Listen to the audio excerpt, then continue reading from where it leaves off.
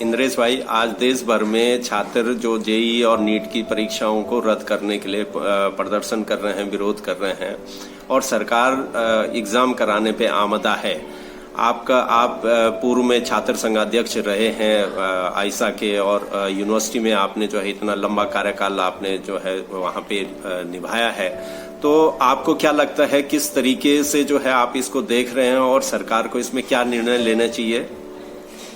देखिए, इस समय जो स्थिति है, हर दिन जो आंकड़ा आ रहा है, कल भी संभवतः 70,000 करीब केसेस कोरोना के आए हैं, तो हर दिन हम दुनिया में एक दिन में सर्वाधिक केसेस का रिकॉर्ड हर दिन दर्ज कर रहे हैं। उसके बीच में ये परीक्षा कराने की तैयारी है। उत्तर पूर्व से लेकर के बिहार तक बाढ़ में राज्य डूबे हुए हैं, उसके बीच में ये परीक्षा कराने की तैयारी है।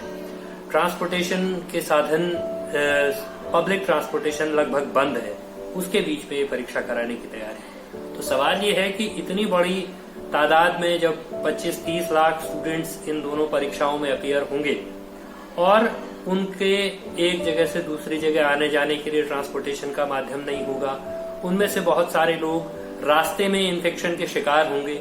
इन सब से बचने का, इन सब को रोकने का क्या उपाय सरकार के पास है? क्या प्रभावी उपाय किया गया है कि छात्रों का जीवन दांव पर नहीं लगे?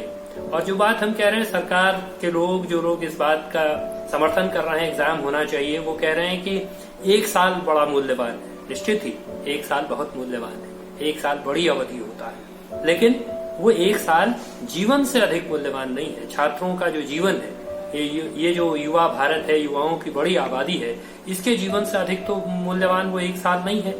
तो उनके एक साल के नाम पर उनकी पूरी जिंदगी को दांव पर लगाना, उनके पूरे जीवन को संकट में डालना, ये स्थिति है। और हम ये समझते हैं कि जहां हम हैं उत्तराखंड में, यहाँ आप देखें तो नीट के 3 सेंटर्स हैं, जेईई के 6 सेंटर्स हैं, और इनमें से एक्सेप्ट नैनीताल जेईई वाला सेंटर आप छोड़ दीजिए तो पहाड़ी इलाकों में कोई सेंटर नहीं है। तो इसका मतलब क्या है? इसका मतलब है कि सबको मैदानी इलाकों में आना है, सबको ब्लॉक सड़कों को झेल करके, राष्ट्रीय राजमार्ग 2-2, 3-3 दिन तक बंद रह रहा है, उसको झेल करके आना है। और फिर वो कहाँ रहेंगे, उनके रहने की क्या व्यवस्था होगी? क्योंकि ऐसी स्थिति में तो रहने के साधनों की जरूरत पड़ेगी। सड़क पर लोग खुले में रह नहीं सकते, वो परीक्षा देने आएंगे। तो ये सब को सोचे बगैर ये जबरन जिस तरह से परीक्षा कराने का, एक तरह से सनक कहिए, इसको जोर जबरदस्ती कहिए, और तमाम आवाजों को दरकिनार करके ये कोशिश की जा रही है, तो ये अपने आप में छात्रों का जिंदगी रिस्क में डालने की कोशिश है। और इसके पीछे लगता है कि कोई हिडन मोटिव है कि कुछ लोगों को फायदा पहुंचाना है, इस नाते इस तरह की कोशिश की जा रही है। लेकिन ये जो भी कोशिश है, इसको छात्र छात्राओं के जीवन को देखते हुए रोका जाना चाहिए, और निश्चित ही वैकल्पिक उपाय किए जाएं जो कि जिससे कि छात्र छात्राओं की जिंदगी रिस्क में न पड़े। और ये सिर्फ नीट और जेईई का सवाल नहीं है, बल्कि जितनी भी परीक्षाएं कराने की तैयारी इस तरह जबरन की जा रही है, वो सारी परीक्षाएं स्थगित की जानी चाहिए। क्योंकि ऐसी स्थिति है, ये आपातकाल की स्थिति है, ये सामान्य दिन नहीं है। सामान्य दिनों में कोई परीक्षाओं का विरोध नहीं कर रहा, लेकिन ये आपातकालीन स्थिति है, और इसलिए इस आपातकालीन स्थिति को समझते हुए इन परीक्षाओं को स्थगित किया जाना चाहिए। एक जो जिस प्रकार से हमारे यहाँ के जो मुख्य वो है मंत्री हैं, जो कैबिनेट मिनिस्टर हैं केंद्र सरकार में, निशंक जी की जो कार्यशैली है ये छात्रों को लेकर, कल भी जो है तमाम जो सोशल मीडिया में जो हम लोग जो लगातार सुन रहे थे, तो उसमें यही था कि भाई कि जो वो है शिक्षा मंत्री है, मानव संसाधन मंत्री जो है निशंक जी, उनके खिलाफ छात्रों में बहुत ज्यादा रोष व्याप्त था। इवन छात्र इस तरीके के आरोप भी उसमें जो है, जो मैं सोशल मीडिया में सुन रहा था छात्रों को, तो उसमें उनका ये आरोप था कि सरकार को छात्रों के जीवन से खेलने के लिए मतलब किसी प्रकार का भी गुरेज नहीं है, और वो जो एग्जाम कराना चाहती है वो इसलिए एग्जाम कराना चाहती है कि भाई कि स्वयं जो है शिक्षा मंत्री है उनका अपना कॉलेज है, और इसी प्रकार के जो सरकार में है या जो सिस्टम में है या अन्य जो वो हैं पूंजीपति लोग हैं जिनके अपने इंजीनियरिंग कॉलेज चल रहे हैं, जिनके अपने मेडिकल कॉलेज चल रहे हैं, दरअसल ये एग्जाम करवाने का निर्णय जो है उनको फायदा पहुंचाने के लिए किया जा रहा है। और इस पर जो है जो छात्र हैं उनके जीवन के को भी जो है इसमें जो है दांव पे लगाने से जो है सरकार नहीं बाज आ रही है। इसको आप किस नजरिए से देखते हैं? क्या उनका जो आरोप है उसमें कुछ कोई मतलब उसमें उनके तथ्य मजबूत हैं? देखिए, ये तो बात है ही है कि जिस तर्क के साथ इस आपातकाल में हवाई अड्डे बेचे जा रहे हैं, लगभग उसी तर्क के साथ ये परीक्षा भी करवाई जा रही है। और इसके पीछे जो प्राइवेट कॉलेजेस हैं उनका जो पूरा आर्थिकी है, उस आर्थिकी को मजबूत करने के लिए छात्रों का जीवन दांव पर लगाने से भी सरकार नहीं चूक रही है। और ये भी एक सच्चाई तो है कि जितने राजनेता हैं उनका प्राइवेट कॉलेजेस में इन्वेस्टमेंट है, वो व्यक्तिगत और न भी हो तो भी वर्गीय रूप से उनकी तबकाई रूप से उनकी पक्षधरता पूंजीपतियों के प्रति ये बहुत साफ जाहिर है। तभी इस देश के फायदे के तमाम उपक्रम बेचे जा रहे हैं कौड़ियों के मोल। तभी ये हो रहा है कि परीक्षा करवाई जा रही है जबरन छात्रों का जीवन रिस्क में डाल करके भी। इसके अलावा तो कोई दूसरा तर्क नहीं है। और जो निशंक जी का बयान में देख रहा था कि छात्रों की जो साइलेंट मेजॉरिटी है वो परीक्षा कराने के पक्ष में है। अब ये साइलेंट मेजॉरिटी को नापने का कौन सा मीटर मंत्री जी के पास है ये तो वही जाने। अखबार में बड़ा बड़ा उनका बयान है कि साइलेंट मेजॉरिटी चाहती है कि परीक्षा हो। साइलेंट मेजॉरिटी नहीं चाहती परीक्षा हो, परीक्षा न हो ऐसा कोई नहीं चाहता। ऐसा तो कोई छात्र नहीं होगा, ऐसी कोई छात्रा नहीं होगी कि जो ये चाहे कि परीक्षा नहीं होनी चाहिए। लेकिन ये जो परिस्थितियां हैं, इन परिस्थितियों में अपनी जिंदगी को दांव पर लगाना पड़े और तब परीक्षा हो, ये नहीं चाहते। इस फर्क को समझना चाहिए। ये जो लोग आवाज उठा रहे हैं परीक्षा स्थगित करने के लिए, वो ये नहीं कह रहे हैं कि नहीं परीक्षा होनी नहीं चाहिए, परीक्षा देनी नहीं चाहिए, वो ये नहीं कह रहे हैं। वो ये कह रहे हैं कि इस समय एक आपातकालीन स्थिति है, इन आपातकालीन स्थितियों में परीक्षा नहीं होनी चाहिए।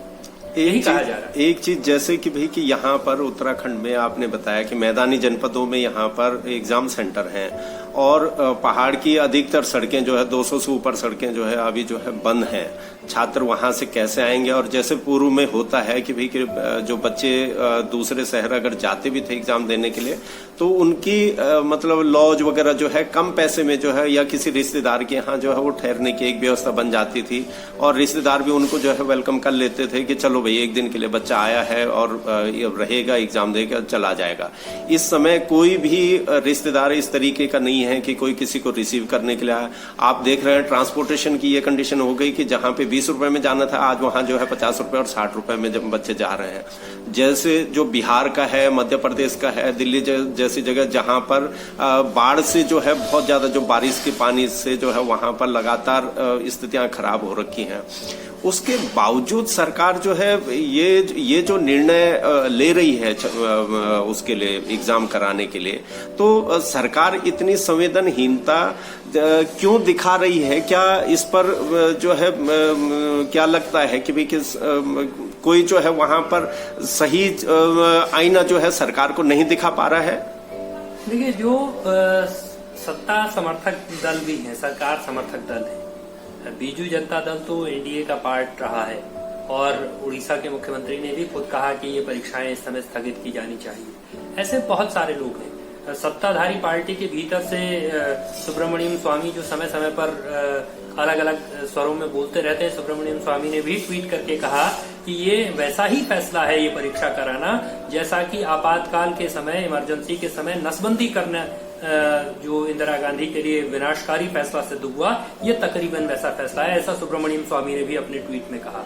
लेकिन इस सरकार की ये जो सत्ता में बैठे हुए लोग हैं, इनका जो एंटी डेमोक्रेटिक रवैया है, अलोकतांत्रिक रवैया है कि ये किसी भी विपक्षी स्वर को, किसी भी मत भिन्नता वाले स्वर को सुनना नहीं चाहते। वो स्वर तार्किक है, वो स्वर तार्किक नहीं है, इससे इनका कोई लेना देना नहीं। लेकिन वो इस तरह की कोई बात नहीं सुनना चाहते। और ये तो हम कह ही रहे हैं कि भाई उत्तर पूर्व से लेकर के और बिहार तक आधे से ज्यादा प्रांत बाढ़ में डूबे हुए हैं। वहां लोग कैसे परीक्षा देने आएंगे? यहाँ उत्तराखंड में जहाँ हम हैं, सारे सेंटर्स, एग्जामिनेशन सेंटर्स वो मैदानी जिलों में हैं। तो पहाड़ के दूरस्थ इलाकों से कैसे लोग परीक्षा देने आएंगे? उसके ऊपर से ये अनिवार्यता है, सबको परीक्षा देने से पहले सबको कोविड का टेस्ट होगा। आपको कोरोना पॉजिटिव नहीं होना चाहिए, तभी स्टूडेंट परीक्षा दे पाएगा।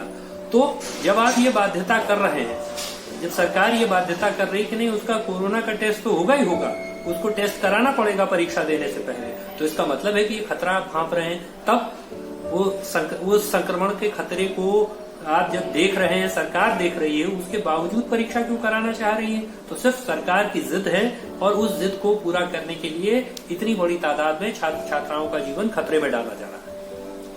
शुक्रिया।